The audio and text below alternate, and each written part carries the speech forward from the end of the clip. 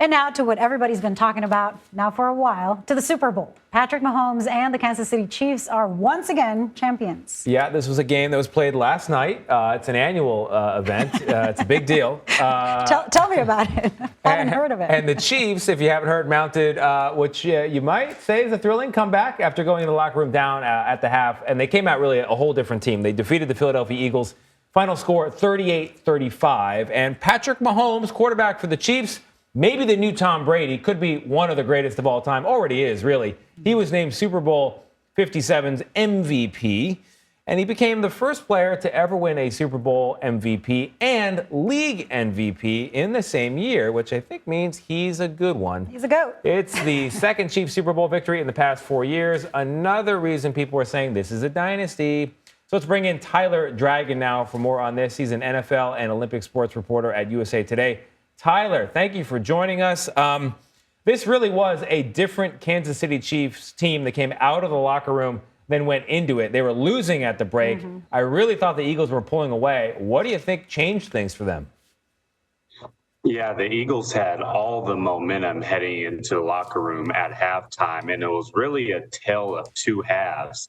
In that second half, the Chiefs scored on every single possession that they had, all four. And it was really because of Patrick Mahomes willed his team to victory. He aggravated his right ankle injury in the first half and really showed no ill effects from that ankle injury in the second half.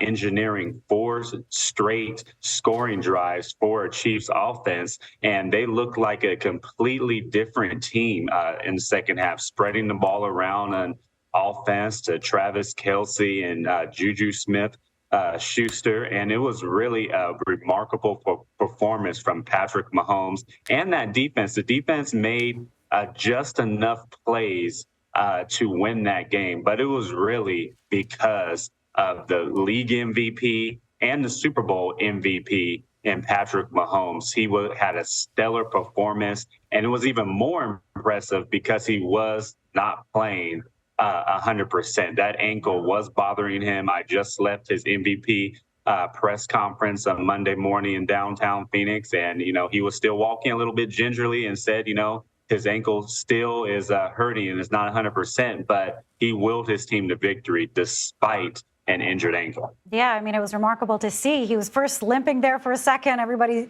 kind of held their breath, at least where I was watching, and then he came back, and it was remarkable. But I want to talk about the controversy surrounding a late fourth quarter call on Eagles cornerback James Bradberry. He was called for pass interference in field goal territory, which then led to the game-winning kick. Or was it? I thought it was holding. Yeah, clarify for us what happened, because I'm not the expert here. So it was a hold. He did tug on the jersey a little bit. I don't think it was that controversial. Now, it was a little bit of a nitpicky call. I do think overall the refs, they get kind of nitpicky when it comes to pass interference or comes on defensive holding. I would like to see a more physical game. However, by the rule book, that was a penalty, and the refs did get it right. And in fact, Bradberry had another hold in the first half that was not called. That was probably a little bit more egregious. So the second time around, he got penalized for it. And I do not think just that one play lost the game for the Philadelphia Eagles. This is an Eagles team that only allowed 7 points in both of their playoff wins coming into the Super Bowl. And then they gave up 31 points on defense in Super Bowl in Glendale, Arizona. So the defense did not play up to par. They went into the game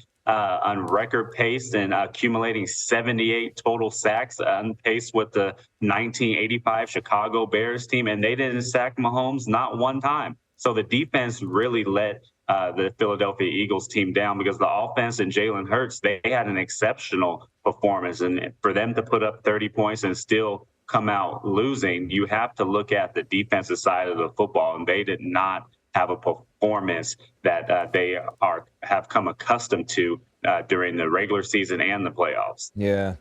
Who did have a performance that I think is worth shouting out, a teachable moment for the kids out there, a Chiefs kicker, Harrison Butker.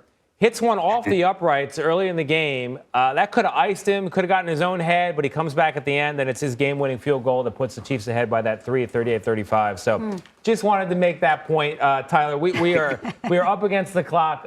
Really great talking to you. Thank you for being here. Thanks for having me on. Have a great rest of your day.